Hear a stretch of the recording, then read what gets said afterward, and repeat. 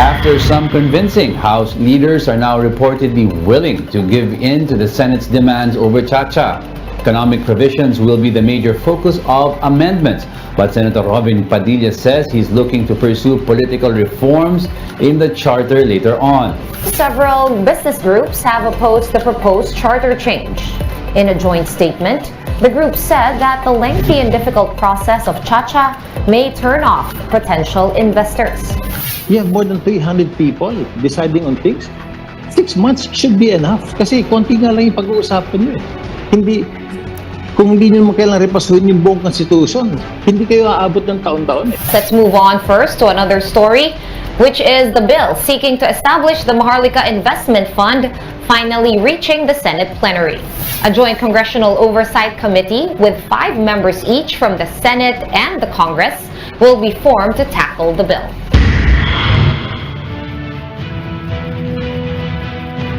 Congress is on Holy Week break, but there are issues from there that need reflection and resolution soon. There's charter change, and lest we forget the Maharlika Investment Fund. Let's get the insights of one of our lawmakers. Senator Francis Escudero sits down with us tonight on the Chiefs.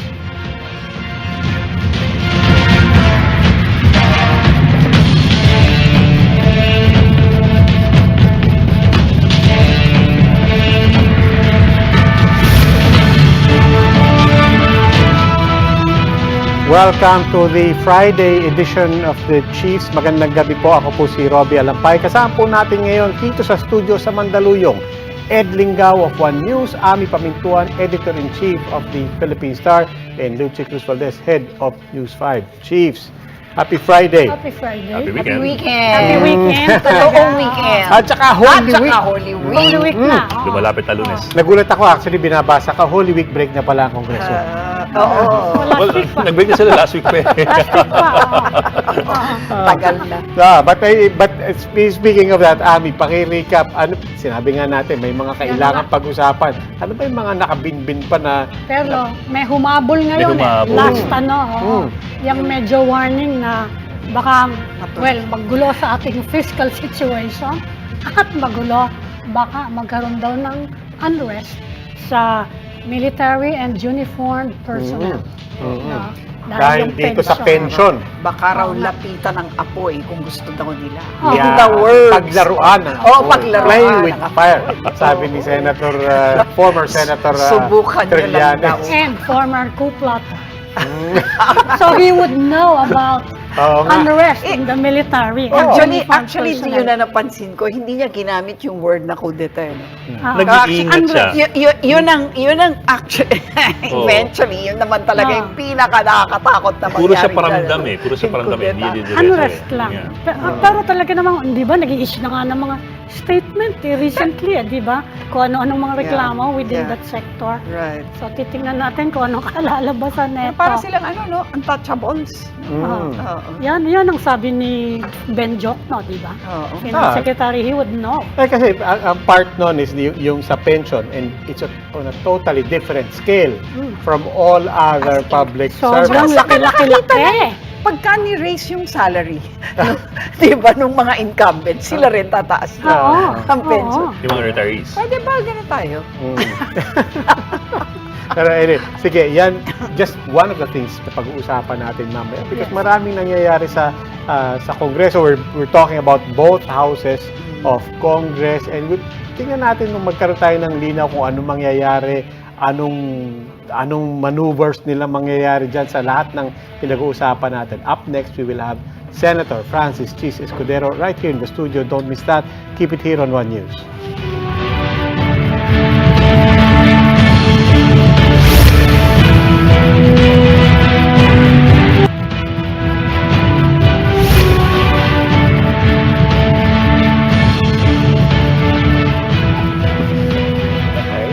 Thank you for staying with us here on the Chiefs. Our guest tonight, as promised, Senator Francis Chis Escudero. Welcome back. Ma'am to Lucy, the in person. Magandang gabi po sa lahat ng ating taga-subaybay. Good evening. Yeah, marami hindi niyo ako binigyan ng option ng Zoom. Kasi mas gusto ka namin na ganito. In person. Wala na ganun. Sir, wala ka sa negros na pwede daw yun. Wala na. Ang dami namin gustong tanungin sa'yo, pero hindi na namin tatanungin ang Buti tungkol naman. kay Heart. His lips are sealed.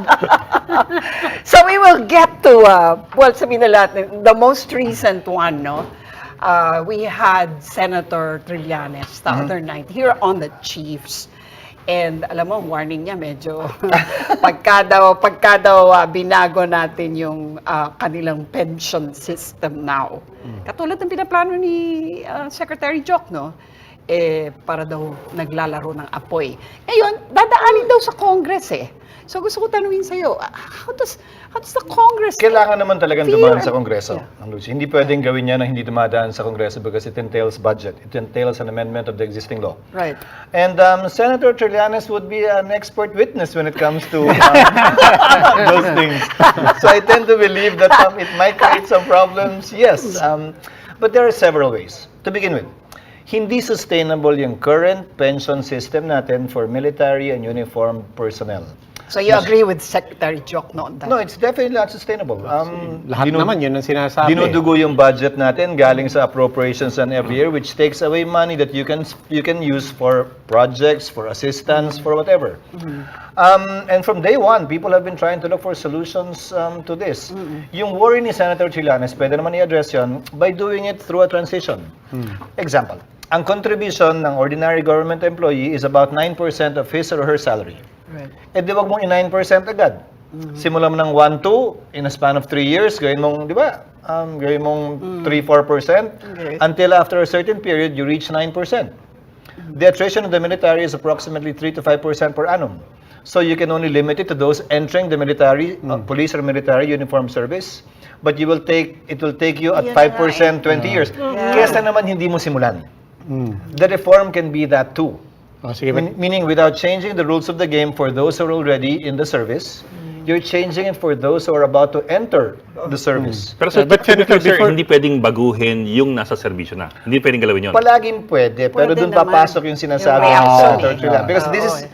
corrective legislation to ed. Meaning, it can be retroactively applied. But So speaking pwede speaking of, Pwede. Senator, yun yung before we get to the correction, and before we get to any legislation, ang una ko gusto kong maintindihan is, how did we get to this point? Everybody agrees it's unsustainable. Everybody, I mean, Secretary Jokno, Senator Trillanes, you, everybody agrees. And in fact, everybody has been saying it for years. So, Well, you have to first give of all, it- how did we get to this point? Well, you have to give it to President BBM. That he actually said it, and is Yes. actually looking at it and wants to do supporting it. it. Now, how far he can achieve it, given the warning of Senator Trillanes, I do not know. Okay. But at least he did. Sige. Bear in mind, Secretary Jokno is now Secretary of Finance, used to be DBM Secretary. And he Yes. knew, of all people in the cabinet of President Duterte, alam niya kung gaano kabigat at kahirap yun, pero wala siyang sinabi. Kailan siya nagsasalita. Senator, teka muna, interrupt lang kita. Forward-looking ka ulit. And give credit where credit is due. Okay. Pero pipilitin ko pa rin. Gusto ko muna tumingin patalikod. How did we get to this point? I get your point. Credit to BBM. He's finally confronting it.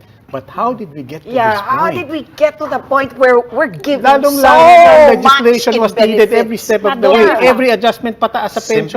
Simply because no president wanted to address it and wanted to simply pass it on to the next president. Tinapos lang niya yung kanya, tapos hayaan mo na yung susunod. Hayaan mo na yung susunod. And that's what's been going on for the past so many years. You have to backtrack ka rin lang. Remember, we tried RSBS. We tried several pension schemes and all of it failed. Because of corruption or otherwise. You remember the problems or travails we had with Yes. former General Garcia, if I remember his name correctly? We did some things to try to address this. Kaya lang, hindi na-handle ng tama yung pondo. And GSIS so far, in fairness, SSS so far, in fairness, have been handling the fund very well. Kasi all this time, at least for a long time, we were under the impression na kawawa parati ang mga sundalo pagdating sa benepisyo. So which is it really? Well, Hanggang panahon ni Gloria, yun ang reklamo eh. Kawawa in the sense na hindi lahat napupondohan, lalo na yung veterano, sa sobrang laki nga kasi. Pero hindi kawawa in terms of the face value of the amount they're supposed to receive. tanda mo, naka-benchmark yan, Ed, ha? Pag Indexation. tinaasa natin ang sweldo ng koronel, Yes yung nga, nag-retire na indexing. koronel, yun din ang matatanggap ng Naka-index. pensyon. Hindi lang yun. May one rank higher pa Yeah. sila pag retire. Exactly, Pag nag-retire ka ng, di ba, ng kapitan, major Major ang ka. retirement mo, ang pension mo. So, hindi ape on paper, pero dahil nga sa sobrang laki na, hindi naman napupondohan lahat, lalong-lalo na yung mga veterano. Yung mga veterano, mas malaking problema pa yan dahil imbis na bumaba yung bilang ng veterano natin, dumadami. So yan ngayon ang Up to tanong. today, Yan ngayon ang tanong. Kasi ang gusto ni Secretary Jokno, bilisan yung legislation eh. Kasi he's warning of a fiscal collapse which can happen in the near future yan, ano? And you are saying the reform can only happen gradually if we don't want that kind of unrest. Well, Secretary Jokno realizes too that this cannot be addressed overnight. Yung Maharlika Fund na minadali nila sa Kamara, halos hindi mo na makilala ngayon pagkatapos namin mag-repasuhin iba sa na. Senado eh. So ganun din to, pag minadali mo to, baka mamaya half-baked at mas malaking problema pa yung kailangan natin kaharapin. Secretary Jokno knows that he doesn't need to fund everything anyway. And that's what we've been doing for the past so many years and decades. Hindi naman pinopondohan natin. May account, may utang, may kailangan bayaran. Pero hindi naman ibig sabihin nun tatanggalan mo ng serbisyo yung lahat ng departamento para lang malagay ito. At the end of the day, governance is about allocating scarce resources. We've had scarce resources from day one. So by Since legislation, 1946, it's a matter of prioritizing. by legislation, anong doable ngayon? Kasi sabi ni Senator Trillanes sa amin meron daw siyang pinopose noon dapat daw imbis na dinoble yung salary, tinaasan na lang yung allowance. Para kung Hindi gagalaw sakasakali, yung base. yung indexation, nandun lang sa dati pa rin yung ano. Well, Sabi niya hindi daw pinayagan ni President Duterte at in fact is blaming Secretary Jokno mismo dahil bakit daw nag-acquiesce, hindi naman daw nagreklamo. If I Bakit daw remember, the pinayagan? increase happened, a portion of the increase happened during President Noynoy's time. A portion of the increase happened during President Duterte's time, which affected also the policemen. In the case of President Right, Duterte, Doon in the yung case of President na-double. Noynoy, it was only the military. O di ba, ang joke nga ni President ni PRD nun? Dahil madalas daw, dalawa naman yung pamilya, kaya dapat double din Ay. yung sweldo para... Kaya na-double. Kaya nga na-double. Di ba yun ang joke niya nung panahon yun? So paano? What's a do at this point? Anong doable? By Well, legislation? Number one, you definitely cannot bring the salaries down. That's not an option. Diminution yun. Hindi mo na pwedeng ibaba yung sweldo nila. It's under the labor code. Ang pwede mo, they're not under the labor code because Ano they're yan? working in government. Pero as a principle, you cannot take yeah, back what okay. you've given already. But what you can impose is a mandatory contribution. Again, as I said earlier, Ayan. kung ang ordinary empleyado ng gobyerno, opisyal ng gobyerno, binabawasan, kinakaltasan ng 7% as employee share sa GSIS, then we can start below 99% until we reach 9%. Hindi man masagot lahat ng pinapangakong pension at retirement, at least part of it will be addressed. Now, Hindi kaya mag-alburuto, yun nga ang sinasabi ni Senator Maliit lang naman yung Trillanes contribution. di ba? Subukan nyo lang daw. Alam Para mo- daw kayo alam naglalaro mo, ng apoy. Itong pag board ginawa of, nyo yan. itong bagong batas na pinasa, sa totoo lang, napikon ako sa ilang opisyal ng AFP. Dahil akala mo kung sino sila kung mag-demand. No, we need this number of generals. 57 dapat, 56 meaning. At the end of the day, they didn't even have a computation insofar as what it would cost government. They just wanted to say what they wanted. But the guidance to the majority, apparently coming from the PLLO, was that it's okay. Tapos ngayon, magreklamo sila na fiscal collapse. Parang hindi yata napag-isipan masyado. And I think, and I hope, that before PBBM talked about this and before Secretary Jokno made a presentation, that they did their homework already and made the proper consultations with the higher ups. Can I ask you, Amy, in general, about homework? Because we're talking about, apart from this, nabanggit nyo nga rin itong Maharlika Fund. And it's the same observation from a lot of people. Parang, ba naman yan? I mean, it didn't even take technocrats and people debating in Congress for many people in the public to ask that. Parang, ano yan? Parang hilaw. Parang nauna yung tapos tsaka parang submit na muna natin, tapos tsaka natin pag-isipan. But your general impression on the staff work in Malacanang, particularly where they come to Congress with specific proposals? Well, as far as I know, the Maharlika Investment Fund, the MIF, was an initiative of Speaker Romualdez. It was not a bill that came from Malacanang na na nanggaling mismo sa kanila. Final sa House, sinertify lang Okay. ng Malacanang. Pero hindi nanggaling sa kanila, hindi na pag-usapan sa LEDAC yan, to my understanding. But insofar as this bill on the pension is concerned, didikit ko na sa Maharlika. Some sovereign wealth funds were created precisely to answer their problem with respect to pension fund. So yung So, investment yun nila talaga. doon, Yes. papunta talaga doon at yun Oo. lang. Yeah. Para doon lang talaga. So that's an option too. But that's not in the Maharlika Investment Fund. That's not in the bill creating a Maharlika Investment Corporation. So, assuming nga na matuloy ang Maharlika Investment Fund, is it a good answer to this problem It on may be. military It may be, but it will not be addressed soon too. Uh, Because whatever investments they make, it's a paper gain kung tumaas man yung shares of stock. They can only realize the actual gain if they sell it. The question is, will they sell it? But now in other countries, they're more advanced, they're more technical, they're more studious, they do their homework. So, alam na nila roughly kung anong taon magkakaroon ng Yes. gap tulad natin ngayon. So, they gear their investments to 15 years from now para ganito yung kikitain natin. Basic question about the Maharlika Fund because parang yung mga politicians and particularly congressmen, when we ask them, parang they skirt around the term. But nabanggit nyo yung pagkatapos nyo dinaanan, ibang-iba na. It's no longer a sovereign wealth fund, di ba? To begin with, they mixed it up. Pinaghalo nila yung fund sa korporasyon in one bill, and they're using it in the same paragraph, in the same section na nakaslash lang na ganun, which cannot be. A fund is different from the corporation, totally different, which we tried to clarify when we were trying to clean it up.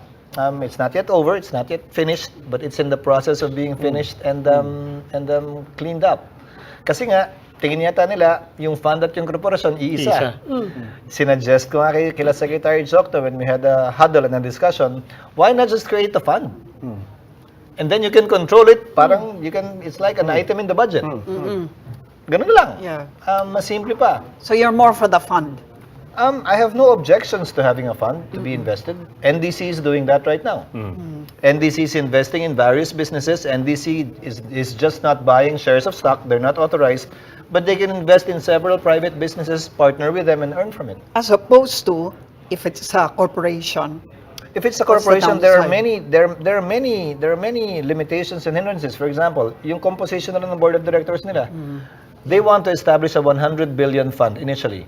50 billion coming from DBP. from Land Bank, 25 billion coming from DBP, and yet they only have one representative each in a 15-man board. Now, if it's a corporation, it should represent your respective holdings. I-merge mo man, 75% dapat ng 15-man board ang galing sa DBP at Land Bank. Pero dalawa lang ang kinatawan doon. Dagdag mo pa si Secretary Jokno, chairman ng Land Bank, edi tatlo lang sila.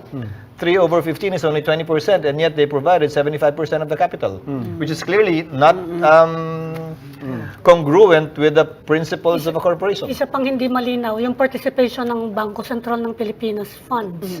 Kasi pinagpipilitan din yun ni Ben Jokno, no? And well, hindi lang nagsasalita masyado. Hindi na sila sa kasama ngayon. medalya. Hindi na So, sila yan yung kasama. version ng Senate. Talaga Yes. hindi nakasama. Kasi Hindi pinupush sila pa rin ni kasama. Ben Jokno. At kung pumasok man yung opportunity ngayon o yung availability na yun, it's only after we're able to fund the 100 billion to begin with authorized capital stock of the Bangko Sentral, which we haven't done yet. Kasi especially daw with what's happening now in the US, yung mga bank Yes, failures doon, nagsasara. with what's happening with in Europe, medyo delikado daw, nag-aalala sila dyan sa BSP proposal na Well, yan. to digress a bit, I don't think we'll face the same problems because the reserve requirement imposed by the Bangko Sentral for the longest time has been at above 10%. So yung reserve requirement ng banks is at 10 to 12%. Ang reserve requirement sa Amerika, ma'am, is 0%. Ang reserve requirement sa Europe is only 1%. So Tayo meaning yung pinakamataas. dineposito mong 1 million, ang kailangan lang ng tago, 1% sa Europe. Yung dineposito mong $1 million sa American bank, wala silang kailangan itago doon. Lahat doon pwede na lang i-invest, ipahiram.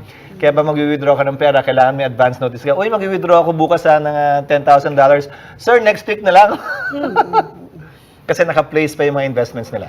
So in the end, kung pumasa man to sa Senado, it's gonna be a completely different bill Yes. compared to how I said that from the beginning. It will not Hindi be na in the namin same. ma-recognize It will not be in the same shape, size, color, or form because as it was passed, it clearly will not pass the Senate and it will not pass scrutiny. parang chacha yan. Oo nga. Example na lang. ang ganda naman ng mga Example. Nagsasegue ka na, malayo pa. 100 billion fund to. Pero yung penalties na nilagay for corruption sa Maharlika Oh, Investment ang Fund is liit. below Yes. the plunder law. Ah. I mean, Yeah. yun na lang parang ang galing to. Oo. In fact, they limited themselves to fines. Right. When they could have simply added a simple provision that says, this is on top of whatever liabilities any official Yeah. committing graft and corruption may have Eh, under wala raw existing law. kasing papayag pag nilagay yun. Sinong papayag sinasabi ko lang. Meaning, may ganung solusyon naman. So we're trying to clean it up. Isa pang hindi malinaw dyan, who will run the fund? Kasi ang sinasabi ng mga bankers, kung susundin daw yung mga banking practice, 2% daw ng pondo mo, yun ang babayad mo dun sa magpapatakbo ng pondo. Tama No, ba yun? 2% yung administrative cost. Hindi rin maliwanag yun, kaya isa rin yun sa mga nilihis Yes. namin. Oo. Ano to, 2% per annum? Sobrang laki, oo. O 2% yung seed money? Yes. Pwede ba 2% yung seed money? And beyond that, dapat self-liquidating na kayo. Kung kailangan nyo, pumunta kayo sa Kongreso. Dadagdagan ng Kongreso yung pera. Pero hindi pwedeng 2% every year ng fund dahil pag ginawa mo yan, in 50 years, edi ubos na. So ano nga pala? Ano ngayon? 2% one time, total budget nila, because syempre may capital outlay sa simula, no more than that. Self-sustaining na sila pagkatapos nun. Yun ang stand ng magpapatakbo? Senate, pero magbabayad ka pa kayo, no? Yes, but then let them Walang argue their side. Wala pa eh. But the problem is, there is nothing to argue against it, for me at least. Wala Because pa. even the economic managers, when we had a long discussion, agreed. Bakit nga ba naging ganyan yung proseso? Parang napaka-hausyaw. Parang, I mean, Eh, sorry, naman, di ba? sinisimple ako na nga yung tanong kanina eh. Diretso, okay. Sorry po. No, Okay. Ako, Wrong person to ask. Wrong person to ang ask. tanong ko kanina, staff work ang sinabi ko kanina eh. Hindi kasi parang nabigla lahat, di ba, na merong ganyang sovereign fund, tapos parang sinasabi na suportado to ni Pangulong Bongbong Less than 3 Marcos. weeks eh. Ano Tapos, ka ba? kailangan, di ba, dapat before the end of the year, Yes, tuloy na less yan. than 3 weeks. So, tapos bigla makikita mo talaga in the following weeks, nagbago yung anyo. Hanggang ngayon nga, it's totally unrecognizable. Parang Transformers But cleaner and better. But cleaner and better. No, but does it is it the same does it spirit? still Oo. have potential impact? Does it still have a clear mission? Or is this, to be really cynical about it, at this point just face saving for the original proponents? No, there is some value in it. For example, aside from pension, ginagawang sovereign wealth fund, for example, like UAE, naubusan na sila ng langis.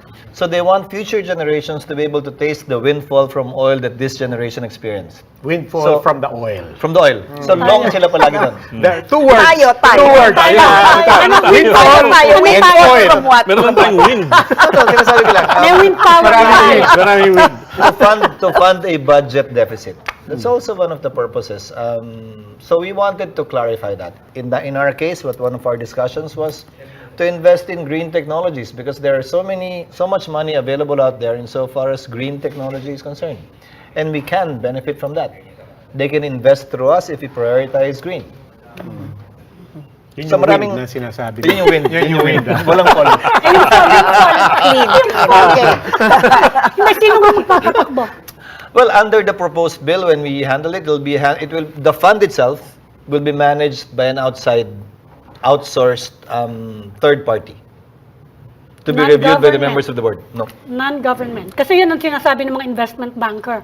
First thing we have to know who will run the fund. not government. Well, one thing they have to overcome is the income. If Land Bank and DBP are investing here, they should have a return on their money. Now, if they invest long, when will it come in?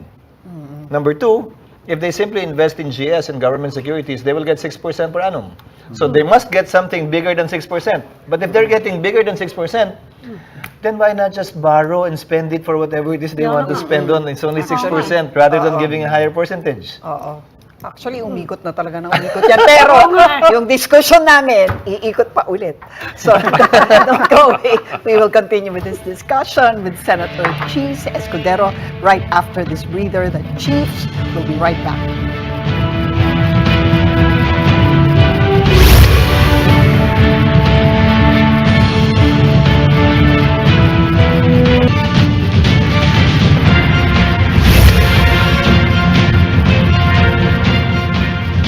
Welcome back to the Chiefs. Still with us, Senator Chiefs Escudero. Parang wala tayong na-resolve para. Wala nga eh.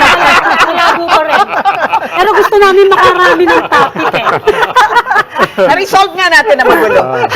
Gusto namin makarami ng topic. Isa pa rin magulo, masalimuot. Yes, hindi naman resolve. Mukhang hindi pa rin ma-resolve. Charter change. Anong status in the Senate? It hasn't been voted upon in plenary. Senator Robin, the chairman of the Committee on Constitutional Amendments, is still doing his public consultations. But his direction is towards Constituent Assembly. The House recently passed a resolution and I think a bill on CONCON. Con, yes. And also a budget for it. If I recall Right. correctly, 5 billion. But the House should look at it again because there is a Supreme Court decision that says, number one, you cannot put a time frame or timetable with the CONCON. The CONCON is free to decide what to take up, when to finish it, and what to do with it. Yes. Hindi mo pwede sabihin 5 months CONCON, tapos 6 months, sabi 6 ni months, Rufus yeah. Rodriguez. You cannot do that. There's a Supreme Court decision to that effect already. Ay, Number hindi two, si Rufus, si Rufus ang sabi, Richard. But it's also Hindi, si in the bill. Rufus din, Yes. sinabi niya. It's in the 6 bill. months. you cannot also limit the topics that a CONCON Yeah. can take Yes. up. Yes. Hindi mo pwede sabihin economic Economic provisions lang. lang. Kaya That's- inamin na nila yan. Yeah. That's the Inamin basic na nila difference between a CONCON and a CONAS. A CONAS you can. The problem with a CONAS would be this. And as a lawyer, it's a concern. As a member of the Senate, it's a concern. Nakalagay sa Constitution kasi, nakalimutan nilang amendahan yung amendatory Vague, clause na yeah. joint. Yeah. Joint voting. I think when they made it, parliamentary na sa isip No, nila. they had a consensus, Ma'am Lucy. You can look it up in the CONCON debates. They had a consensus na unicameral. Yeah. Nung nagbotohan sila, 2 pabor sa unicameral, nasa banyo. Literally. I kid you not. Literally. Talaga? Sino yun? I forget. Sino yun? Nung biglang galit ayun. May lag. So, May lag natalo. pala sa banyo, may lag. So natalo yung unicameral, naging bicameral. And since they were not doing it Nakalimutan. chronologically, Oh. they already assumed na unicameral, yung amendatory clause, nakalimutan nilang balikan. Oo. Yeah. Now, my problem is the word of the Constitution is clear na hindi separate voting. Even if Congress passes a resolution, a law that says separate voting, nothing prevents a person from questioning it Yes. before the Supreme Court, and the Yes. Supreme Court will say, hindi, when the provision is clear, we don't need to interpret it, we Yeah. just implement it. Yeah. By that time, touch move na ang Senado. That's Pero sir, is it clear talaga? If it doesn't say if it's jointly or separately, is it therefore assumed that it is jointly? yes, hindi niya distinguish eh. Na both houses, in other provisions kasi Ed, nilagay both houses voting separately. Pero pwede mo nga questionin, that's the just point, further no? I raises the question, something that we asked earlier. Why is, usually we would associate CONAS with the House of Representatives, precisely because they have the numbers. Right. Bakit sila CONCON ngayon? Tapos ngayon si Senator Robin Padilla ang nag-aano ng CONAS. Oo nga. Precisely, it always brings up the question of madadilute ba yung boto ng mga senador? Well, ang problema din kasi, I'll digress a bit, Robbie. Ang problema din kasi, yung first 5, ika nga, sa mga distrito, sa mga probinsya, nasa Congress yan eh. Di ba tumakbo silang congressman? Sila yung bida rin sa lugar nila eh. Sila yung sikat, sila yung kilala. Kung mag-con-con ka na mag-elect by district, sino boboto mo? Yung second stringers. Quote-unquote Meaning, kasi yung mga first Hindi, 5, walang quote and quote, yun talaga. yung first 5, nakaupo na. So kung sino pa yung gagawa ng saligang batas, yung pa yung second 5. Yung gumagawa ng ordinaryong batas, yung first 5. Yung first 5, hindi ko gusto yung sumali sa CONCON kasi they cannot benefit from it and they will be That's affected right. by it. So, ayaw. Iba na lang para kasama pa rin kami. Hindi ba? That's a valid concern. But you're right. It's inverse now. But I guess it's part of the strategy, the technique that we don't have to be there, but that's a practical decision because if they form part of it, if they touch political, they cannot benefit from it. If they extend the term, if they remove term limits, they cannot benefit from it. Yeah. But CONCON, it's possible. The speaker now says that they're open. He's not saying that they're for, but they're open to CONAS. What are the chances in the Senate? Well, Ed, as you have seen, you've covered government long enough. It's a day-to-day thing. You can say this so that it moves forward, change it back again, change it up all over again at some point in time. The important thing is that it's moving forward and discussions are being made. Yung sinasabi lang nila na respect the House and take it up, of course not. Parliamentary, Yun ang sinasabi nila eh, parang- parliamentary courtesy dictates that you do not tell us what to do and we do not tell you what to do. Oh. You pass what you want to pass, we will pass what you want to pass, you will prioritize what you want to prioritize, we will prioritize what you want to prioritize. Courtesy never meant you take up what we passed. Right. Hindi ko alam kung saan libro nang galing yan. Sorry I like that. sa tagal ko sa Kongreso. Yeah. Parang, tinidiwan. Pero no, but what is the mood in the Senate? It's not being talked about that much. In fact, most of the hearings of Senator Padilla, very few senators attend. I think senators, if at all, would be addressing it on the floor and not in committee. But if you talk about the field, the fact that nobody's attending and nobody's really pushing for it actively means at the very least they're indifferent to it. Walang sabi ng businessman ipas nyo na lang daw yung iba pang tax reform, yung iba pang legislation, yung ease of doing business. Hindi lang naman pwede naman gawin sabay-sabay. Ayaw nyo nun, masulit. Maraming ginagawang trabaho ang Kongreso at But do you Senado. agree Pwede with naman that? sabay-sabay. Yeah, but do you agree with them? Sabi na, ipasa na naman yung Public Service Public Act, Service Act. anti-liberalization. Bakit pa daw magtsatsatsya? Well, even business has been changing its mind and position Ayun ang sabi naman ni several Rufus. weeks. Yeah. I mean, Yan ang sabi ni to be fair. Rufus. Yes. But what's good thing about this is that at least for the first time, they're trying to do cha-cha in the first semester of a president's term. But If you look back, all of the cha-chas that have been pursued were always done in the second semester of the president's term, which gives a lot of, raises a lot of questions and doubts. Na ang intention nito kasi i-extend, ganun. So, na sinisimulan ngayon, at least it's a change, it's a difference. But your thoughts as well, I don't want to leave that point. In Public Service Act, liberalization, and so on, the argument na, ayun naman, kita mo, parang we didn't need to change the charter to do all of that. But now, on the other side of it, they're saying, pero tingnan mo, nung pinasa yung Public Service Act, ngayon, meron ng mga nagpupunta sa Supreme Court already questioning. That's what we're trying to head off. Do you agree with that concern? No, because even if we amend the Constitution, Yes. there will still be people that will question the provision as it is written, approved, or passed in a referendum. Number two, for me, is it even relevant at this point? Let's talk about media. Under the Constitution, it's limited to 100%. But CNN is in my bedroom. BBC is in my bedroom. I don't think even 0.01% is owned by a Filipino. So, is it even relevant? Yeah. And online, oh my Exactly. So, is it even relevant? If you get your news from TikTok, from Instagram, from Facebook, is it even relevant that the Constitution limits it? Is there a need to even amend it? I don't really see the need insofar as that is concerned. With REITs, wherein you can practically own for 25, 50 years, is there even reason to go through this divisive process? When foreigners... Inexpensive daw. Yung ibang Expensive. sectors, wag media. Like what? No, but even maybe with natural media, resources or- ownership is still something that's relevant to talk about. We Yeah. still need to talk about. I mean, who will have the capital to infuse money, for example, in this particular sector? Yes, but as I said, you can locate in Singapore, you can locate in another country, and then stream broadcast everything into here. the- Yes. With Zoom, with the pandemic, they don't even have to be like me here, live on stage. Talaga Nagparamdam. No, Nagparamdam ka if na you're naman. talking of natural resources, now Yeah, they have natural financial resources, technical agreements, wherein We have the Mining Act. if the foreigner invests, then he first gets his capital before the person gets any share, and they follow the basic rule of 60-40 or 70-30, depending on the industry. They've been able to work it out. If you want to follow what China's doing, wherein everything is owned by the state, Yes. then issue a certificate of leasehold, similar to a TCT, that's more stable instead of a simple Yes, lease pwede agreement yun.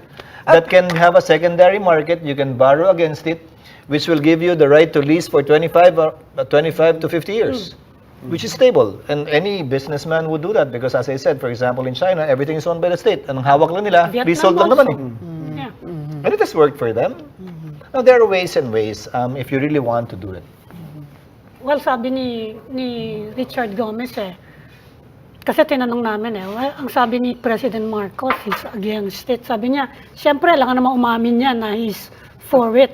Kasi, Wala naman daw Ano bang- presidente ano ba kayo? na pumapayag. What's your what's your feel about it? For me, if you really want to do it, limit it to certain types of lands only conditioned upon an inventory that's part of the amendment, na ito lang yun. Limiting it, for example, to commercial, industrial, not to agricultural, not to mining, not to residential. And let's start there. Pwede naman yun kasi hindi naman ang interest ng negosyante. Condominium units now can be owned as much as 60-40. Now, can you tell me, sino ba nagbabantay nun? Let's say there are 10 units in a building, 60-40, 40 lang dapat ng foreigner. Pag nagkabentahan yan, nire-register ba yung bentahan? May nagbabantay ba? May nahuli na ba? May kinasuhan na ba na nag-violate ng 60-40 rule? Who knows? All 10 units are owned by a foreigner by now. They're not just transferring it. So, at the end of the day, it's been happening anyway. I have a question. It's not about the Constitution per se and moves to. I have a question about Senator Robin Hood Padilla. I mean, your honest assessment. Kasi, bilib ako, siya lang yung maharap ngayon sa Congress, sa House of Representatives, di ba? By himself, really confident and really credibly holding the fort on and representing the Senate. But your honest assessment, because hindi naman kaila sa mga tao. When he was appointed chair of the Senate Committee on Constitutional Amendments, nagtaas ang lahat ng kilay ng mga tao. Parang hindi naman yan abogado. Does he understand this? But your assessment on his performance so far as chair of the Senate Committee on Constitutional Amendments? Not only as chair of the committee, also as a member of the Senate. Masipag at magaling si Robin. I think people are surprised because they diminished his capacity and capability early on. Pero kung binigyan lang siya ng tamang pagtingin at pagtrato, they should not be surprised if they gave him a fair shake. But nobody gave him a fair shake. Tingin nila, porkit artista, hindi kaya, ganito, may preconceived notions na sila. But I didn't have any preconceived notions when I started to work with him in the Senate, and he is very studious, he studies hard, he asks the right questions, and he speaks very well and expresses himself very well, in Filipino that. Baling ko lang yung con siya CONAS kasi si Robin Padilla has been pushing CONAS and because of that, no, House is saying, okay, we're open to considering it. But is it even, are they barking up the wrong tree? Would it make a difference with the senators if it's CON or CONAS? Again, I think for a large part, senators are indifferent towards it. CONAS o CON, wala pa kami doon. Ako wala pa doon. Hindi ko pa seryosong kinokonsidera yun. But on the part of the House, I don't blame them for saying, okay na rin yung CONAS sa amin, basta liga, tumakbo lang. In fact, they were talking of a joint hearing. Yes. Oo, magkakaroon daw doon. No. Which again, I don't know where they're coming from. I'm just too old in the House. Been in Congress for too long. When I was a congressman, I filed a bill to convert our municipality into a city. So it has to be approved by the House. Ako nag-attend doon, and some congressmen, Committee on Local Government. It has to be approved by the Senate. Mag-iimbita ka rin ng senador dahil yung committee, chair ng senador, to go to Sorsogon to approve the House, to approve the bill, converting the municipality into a city. That does not make it a joint hearing. It's just part of the It was a hearing called by the Senate Committee on Local Government, attended by a member of the House because he would have to host, dahil siya yung author, yung committee at yung senador. By no stretch of the imagination can you count and consider that as a joint hearing of the Senate and the House. Okay na-mention mo na rin lang na Sorsogon governor ka nga dati. Matanong kita sa EO 138. Ayan, na parang ito ba Devolution. Devolution. Okay. Oo. In-amend, yan yung kay President Duterte. Yes. When it was passed, that was, President Duterte issued that before I became governor. So, when I became governor, they were trying to implement it. Galing ako sa Finance Committee sa Senado, so inisa-isa ko yung mga dinevolve nilang function. The total amount of devolved functions they gave to local government units was 1.4 trillion pesos. The total amount of additional IRA, given the Garcia-Mandanas ruling, was only about 780 billion pesos. So, doble yung pinasa nilang trabaho dun sa windfall na nakuha namin. At ba't mo tatawaging windfall yon kung dinagdagan mo naman yung Ayan trabaho? na naman yung windfall. Talagang word of the day. Paano mo matatawag na dagdag kung dinagdagan mo yung trabaho? Pag walang dagdag na trabaho, yun talaga bonus para ka tumama sa loto. Di ba? Ang dami mong pwedeng gawin bigla sa lugar mo. Yes, right. Dinagdagan nila yung trabaho eh. So, doble pa. So, baliwala din. So, how did we handle it in Sorsogon, for example? Well, DBM was breathing down our throats. They had to see it in our appropriations ordinance, which begs the question because we should be Oh, We you should be auto- independent and autonomous. Oh. Pero pag wala yun sa budget mo, sa appropriation ordinance mo, hindi aprobahan ng DBM. Yeah. That's what I've been trying to Yes. change now since I went back to the Senate. Tinatanggal ko lahat ng restrictions na yun. It's our money, it's our era. It came from local revenues. Oo, bakit? Anong say ng DBM doon? Bakit Ngayon, may dapat aid, paalam may sa national ayuda, may government, assistance galing sa national government, fine. You dictate, you give us a menu. But this is our money. We get to decide how to spend it. We know better than you do. You're living in Manila. Hindi nyo nakakausap yung mga kababayan namin dito. Kami dapat na nagde-decide nito. So anyway, we have to put the items in the budget. Otherwise, hindi ma-aprobahan and the other items we need, we cannot actually implement. Oh, tapos paninindigan nyo na lang. Hindi, lalagyan mo ng 50 mil. Ba't ang liit lang? Magsusupplemental na lang kami. Kulang pa kasi. Thank you for supplementals. And nire-review daw ngayon ni President Marcos. What are your suggestions in this review? Kasi mukhang ipapasa niya sa Congress yung mga They should kung ano man not, they should kalabasan not ng review. devolve additional functions. I'll give you an example. Irrigation. Hindi, pwede bang bawasan? No, yung President functions? Marcos already practically left implementing that EO because in the proposed budget for 2023, if I'm not mistaken, if I remember correctly, he allocated about 15 billion for irrigation, which was zero in 2022. So, binalik binabawi niya. na rin naman niya yung mga function through the budget. I think he's speaking through the budget by saying na hindi naman talaga devolved Education, may pondo na para sa classroom. Dinevolve din lahat yun naglagay din ng pondo for classroom construction of school buildings, about 10 billion. So, pinawi na rin naman. So, Although, windfall nga. without the So, policy. windfall, it becomes more and more of a windfall. But the EO is Inaatras still mo there. Yeah. But the EO is still there. They have to remove the EO. They made us create so many offices. When I became governor, I abolished the cooperative office. Why? May CDA ka naman So pag-abolish ko, may pinasahang kongreso, nung wala na ako sa Senado, mandating me to create a cooperatives office. Now, you can fund it if you want from the national government. And I will appoint the person there, but don't make me spend my own money from local revenue and from ERA on this. Pero sir, if you back up kasi dun sa local government code in section 17, enumerates all the powers devolved to the local government. So baka hindi lang yung EO 138 ang kailangan yung tingnan, pati yung LGC. Legislation. No, I think you're referring to section 16, the General Welfare Clause, meaning broad powers ng local government yon on how they can serve their constituents. But some were still retained by the national government, given that ERA is only a percentage of national income, national revenue. Percentage lang naman nakuha namin Hindi naman yung buo In fact, ang problema mo pa yung taxing limited ang taxing powers ng probinsya, mas malaki ang taxing powers ng city.